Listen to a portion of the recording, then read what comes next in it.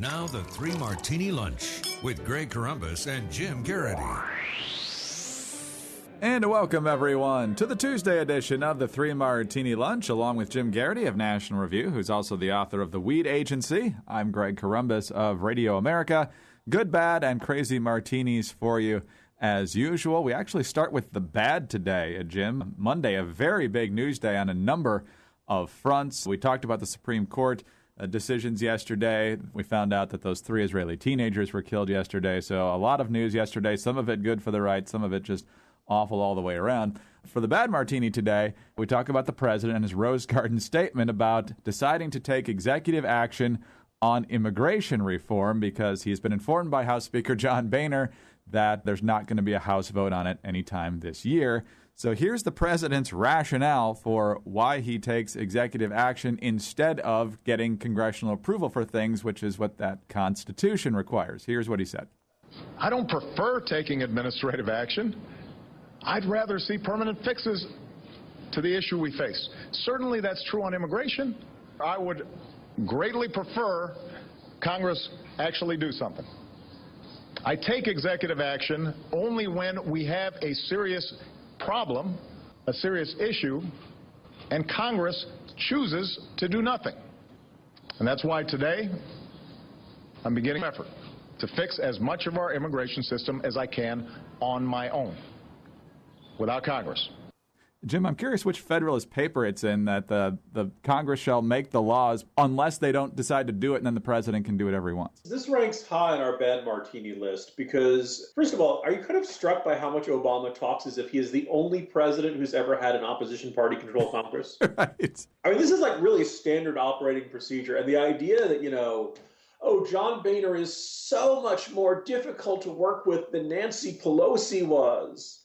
Or ask Bill Clinton how great it was to work with Newt Gingrich, or Bob Dole and Trent Lott, or Dennis Hastert or something like that, or go back to George H.W. Bush and Mitchell, or Reagan and Tip O'Neill. Like, it's actually fairly normal to have the opposition party controlling Congress, and you got to work with them. And what it really requires is you only get part of what you want. Obama keeps insisting that the Congress refuses to do anything on the border. Astoundingly implausible claim to say if you went to everybody in Congress, nobody wants to do anything. Obama, posing as if he's the only adult in the room. Now he's saying he's the only person who wants to address a problem. Everyone else is perfectly fine with this children's crusade coming across our southern border and Border Patrol agents having to change diapers and things like that. Now, so there's that, agonizing kind of aspect of it. This is where, way back when, in 2007, 2008, all of us he hasn't run anything. He's been in the Senate for about 10 minutes, and then he decided to run for president. Obama doesn't actually like the job of being president, and he interprets it very differently than what it actually is. Because a lot of being president, looking back at George W. Bush, Bill Clinton, George H.W. Bush, Ronald Reagan, Jimmy Carter was the last president who had a Congress that was mostly of his own party. And if you go back and read about the Carter years, he was fighting with Tip O'Neill and other Democrats pretty frequently during his presidency. It's normal to have a Congress that won't do exactly what you want.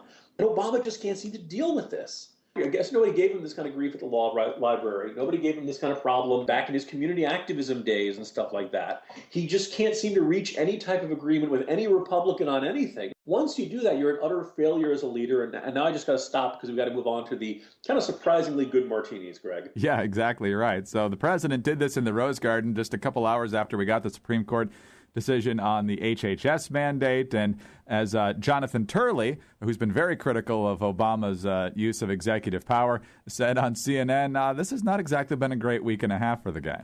This has been an awful 10 days. They were previously found to be in violation of the Fourth Amendment and privacy. Then they were found to be in violation of the separation of powers. And now they've been found to be in violation of the First Amendment and the religion clauses. You just don't want to get out of bed after a week like that. In addition to the HHS mandate, referring to the recess appointment case, as well as the needing a warrant to search cell phones. And then when it comes to the president's comments on what he plans to do with immigration policy, Jeffrey Toobin, not exactly a right-wing ideologue, said maybe not so fast. And in fact, one of the lines that sort of jumped out at me, he said, and I'm paraphrasing, but a close paraphrase, I take these executive actions when we have a problem and Congress refuses to act. Well, that's not necessarily the way the Constitution set it up. He can only act when Article 2 of the Constitution says the president has the authority. And we should point out that 2 of the 3 decisions that Turley referred to were unanimous. The only one that wasn't was the HHS mandate case. So for those who actually know the law, notwithstanding the constitutional lawyer in the White House, as the White House press secretary put it yesterday, it looks like those who actually know what they're talking about know that Obama's not exactly following Article 2 here. There's 2 schools of thought. I mean, the first is like, oh my goodness, Obama doesn't understand the Constitution, and it's, he's basically now like a child throwing a tantrum. I want what I want, by golly, and why won't you let me do what I want and stuff like that? Why are the Supreme Court and Congress picking on me? But there's kind of a flip side to this. When Obama says he was a constitutional law professor at the University of Chicago, all that kind of stuff, you kind of wonder if, like, all of his interest in the Constitution and kind of adopting this area of legal thought and all that kind of stuff was not because he loved the Constitution and he thought the Constitution was so terrific and he liked it, but that he kind of was irked by it. Then there's a kind of a whole philosophy amongst liberal legal minds, which is that, the Constitution is this terribly flawed document because it's all about negative freedom. Congress can't restrict your speech. Congress can't restrict your religion. Congress can't do these things. Instead of what the government must do for you. And everyone kind of chuckles and says, you have freedom of speech, but, where's my printing press? Where's my broadcast network? Where's my ability to have all these things? And there are certain liberals who think very seriously that the Constitution should be based upon what they characterize as positive freedoms, meaning things you are entitled to.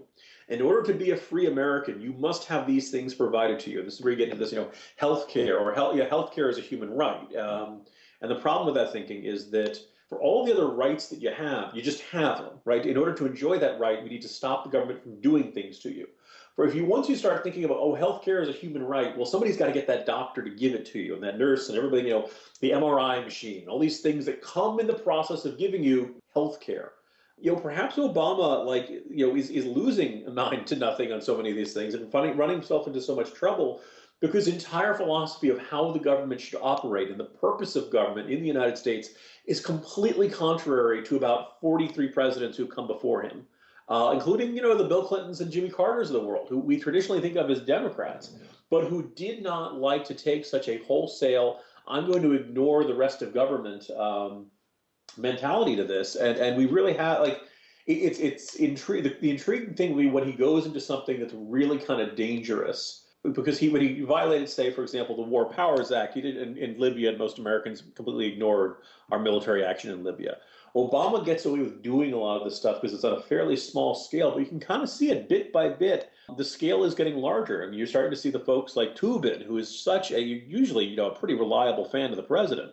When he starts clearing his throat and saying, Mr. President, you don't have this power under the Constitution, that's really the canary in the coal mine for the Obama administration. Yeah, very surprising, but still good to hear that some people actually remember their law school training. Speaking of which, one of the best-known legal correspondents in Washington is NPR's Nina Totenberg. Even those on the right believe she has a pretty good read on the court and can sift through a decision faster than just about anyone. She was one of the first to accurately figure out what the court had done in Bush v. Gore many years ago. She was a guest on MSNBC, I believe on The Cycle, yesterday, and so they asked her what she thought the long-range impact of the Hobby Lobby decision would be, and she went into areas that other legal scholars might find a tad questionable. It's not at all clear where the majority will lie, for example, in challenges to certain sex discrimination practices that may occur, that somebody will say that's against my religious belief, or cases involving gays and lesbians, or cases involving people from foreign origins. It's just not clear. This is seeming to a lot of people like a pretty big reach, that just because we're only going to cover 16 out of 20 possible birth control methods, that all of a sudden we're going to stop hiring and start firing people based on gender and ethnicity. Well, I suppose there's no women playing in the NBA right now, right, Greg? Right. No women playing in the NFL. I mean, gender discrimination is alive and well, Mr. Columbus.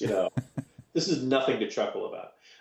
Something kind of jumps out about the reaction to this Hobby Lobby case. And Totenberg is not necessarily the worst example of this, but I think if you get down to the lefty grassroots level and kind of the reaction you saw online, which was just volcanic for a good portion of yesterday. John Roberts, who 2 years ago, when he upheld Obamacare, was suddenly, Suddenly he's King Solomon or handing down the Code of Hammurabi, as the wisest jurist of our time. He votes against the liberals, and all of a sudden he's back to being Torquemada again. And liberals seemed blindsided by this decision and said that they were comparing it to the Spanish Inquisition. But we shouldn't be surprised because no one expects the Spanish Inquisition, Greg Corombos. To cite the legal experts, Monty Python. One of the things that kind of jumps out about this is that ultimately, you look at the modern left today, we remember them, booing God at the Democratic Convention in 2012. And this is a movement that really, really disdains religious people. And the world is full of religious beliefs that some Americans may find strange. I just put up on Campaign Spot, Orthodox Jews don't work on the Sabbath. And most of us don't have a problem with that. That may not be something we do, but by golly, if an Orthodox Jew doesn't want to do it, go ahead, you do that. And we probably feel very unnerved about the government coming in and saying, you have to work on the Sabbath. Or telling a Muslim, you have to handle pork products. Telling a Mormon they got to drink, or a Christian Scientist they have to smoke. I mean, people have religious beliefs. And if we're going to, the government's going to come in and say, no, your religious belief does not matter enough. We are going to make you do something that violates your conscience and violates your religious beliefs. Boy, there better be a really, really good reason. And you look over the whole jurisprudence history on this stuff. I mean, you're allowed to practice to sacrifice animals. There's a Supreme Court case about Santeria. Certain states allow you to use peyote in religious ceremonies if it's a genuine Native American one. Like we've traditionally defined religious liberty pretty darn broadly in this country.